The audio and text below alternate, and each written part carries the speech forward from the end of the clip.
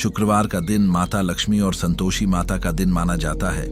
इस दिन व्रत रखने और कथा सुनने से माता अति शीघ्र प्रसन्न होती हैं और भक्तों के सभी मनोरथ पूरे करती हैं। तो आइए शुरू करते हैं। शुक्रवार व्रत की विधि। सबसे पहले आपको बताता हूं कि इस व्रत को कैसे करना चाहिए। जो भक्त यह व्रत रखना चाहते हैं उन्हें गुरुवार की रात से ही कुछ बातों का ध्यान रखना चाहिए। बिस्तर पर सोने की जगह थोड़ा सा गद्दा बिछाकर भूमि पर सोना चाहिए। सुबह ब्रह्म मुहूर्त में उठकर स्नान आदि से निवृत्त होकर स्वच्छ वस्त्र धारण करने चाहिए। घर के मंदिर या पूजा स्थल को गंगा जल से शुद्ध करना चाहिए। एक चौकी पर लाल या पीला वस्त्र बिछाएं। उस पर माता लक्ष्मी और संतोषी माता की प्रतिमा या चित्र स्थापित करें। उन्हें फूल, अक्षत, रोली अर्पित करें। एक कलश में जल भरकर उस पर स्वस्तिक बनाएं और उसके मुख पर कलावा बांधकर उस पर नारियल स्थापित करें। इसके बाद दीपक जलाएं। दीपक में घी का ही प्रयोग करें। फिर माता को सफेद या पीले रंग का मीठा भोग लगाएं, जैसे हलवा, पूरी, खीर या कोई मिठाई। इसके बाद निम्न मंत्र से माता का ध्यान करें। ओम ह्रीं श्रीं लक्ष्मी भयो नमः या ओम संतोषी महामाय श्री ह्रीं क्लीं नमो नमः। इसके पश्चात नीचे दी गई कथा को पढ़ें या सुनें। पूरे दिन व्रत रखें और केवल फलाहार या मीठा भोजन ही ग्रहण करें। कथा पूरी होने के बाद माता से प्रार्थना करें कि हे माता, आप हमारे इस छोटे से व्रत को स्वीकार करें और हमारे घर में सदैव धन धान्य सुख शांति बनाए रखें। शाम को फिर से माता की आरती करें और प्रसाद को सभी में वितरित करें। व्रत खोलने की विधि मैं कथा के बाद बताऊंगा। अब आप गौर से कथा सुनिए। सतयुग की बात है। एक नगर में एक बहुत ही निर्धन साधु रहता था। वह प्रतिदिन भिक्षा मांगकर अपना गुजारा करता था। उसके पास पहनने के लिए उचित वस्त्र भी नहीं थे और ना ही खाने के लिए पर्याप्त भोजन। लेकिन फिर भी उसके हृदय में भगवान के प्रति अगाध श्रद्धा थी। वह प्रतिदिन मंदिर जाता और भगवान के दर्शन करके ही भिक्षा मांगने निकलता। एक दिन जब वह भिक्षा मांगकर लौट रहा था तो रास्ते में उसे एक सुनसान जगह एक पेड़ के नीचे बैठी एक दिव्य ज्योति नजर आई। वह ज्योति और अधिक तेज होती गई और उसमें से एक अति सुंदर देवी प्रकट हुई। उनके हाथों में वरमुद्रा और अभय मुद्रा थी और वे कमल के आसन पर विराजमान थीं। साधु तुरंत समझ गया कि यह कोई देवी है। उसने इमीडिएटली हाथ जोड़कर दंडवत प्रणाम किया। देवी ने मधुर स्वर में कहा, हे साधु, मैं तुम्हारी भक्ति से अति प्रसन्न हूं। तुम्हारे हृदय में जो शुद्ध भक्ति है उसने मुझे बुला लिया। मैं लक्ष्मी हूं। मैं तुमसे वरदान मांगने आई हूं। साधु बोला, हे माता, मेरे पास तो देने के लिए कुछ भी नहीं है। मैं तो एक गरीब भिखारी हूं। मैं आपको क्या दे सकता हूं? माता लक्ष्मी मुस्कुराई और बोली, हे पुत्र, मैं तुमसे भौतिक वस्तुएं नहीं मांगने आई हूं। मैं तुमसे केवल तुम्हारी श्रद्धा मांगने आई हूं। तुम मेरा एक व्रत करो, मैं तुम्हारा जीवन धन धान्य से भर दूंगी। साधु ने कहा, माता, आप आदेश दें, मैं कौन सा व्रत करूं? माता लक्ष्मी बोली, तुम शुक्रवार का व्रत रखा करो।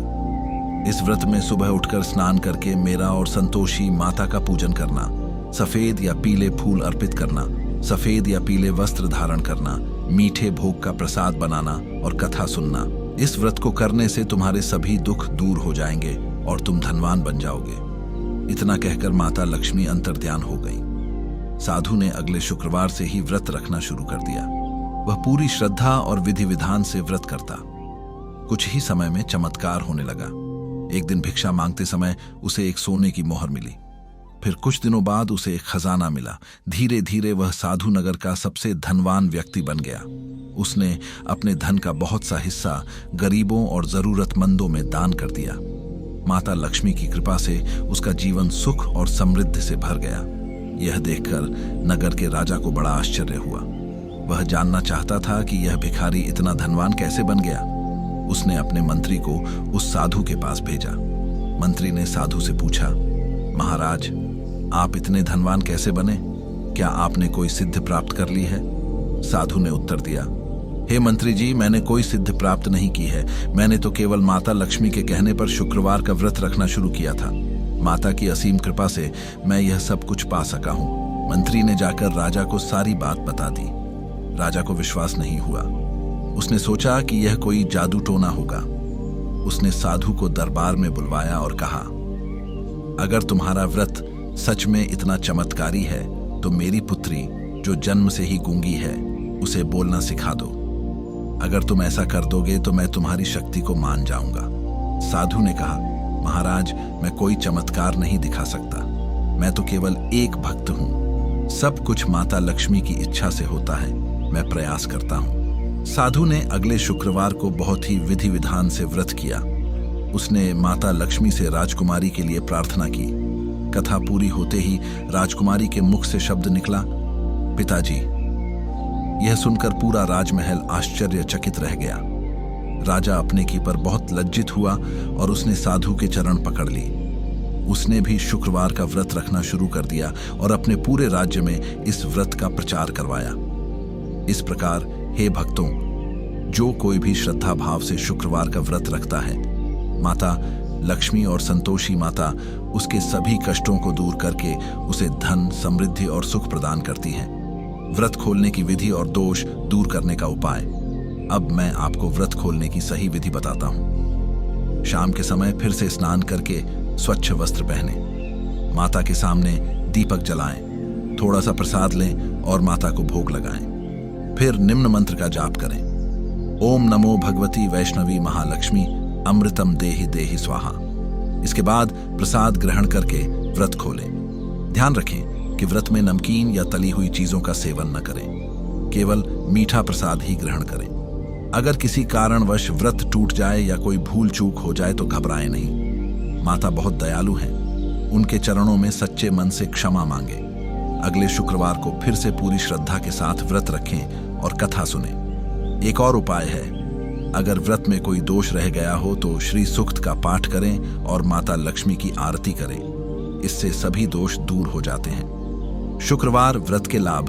हे भक्तों, इस व्रत को करने से अनेकों लाभ होते हैं। जीवन में धन की कमी दूर होती है, घर में सुख शांति बनी रहती है, कर्ज से मुक्ति मिलती है, व्यापार में उन्नति होती है, विवाह में आ रही बाधाएं दूर होती हैं, संतान सुख की प्राप्ति होती है, मन की सभी इच्छाएं पूरी होती हैं और सबसे बड़ी बात, माता लक्ष्मी की कृपा सदैव बनी रहती है। तो हे भक्त, आप भी पूरी श्रद्धा के साथ इस व्रत को करें। माता लक्ष्मी और संतोषी माता आपके ऊपर अपनी असीम कृपा बनाए रखें। आपके घर में धन धान्य का भंडार हमेशा भरा रहे। सुख शांति और समृद्धि आपका घर आबाद करे।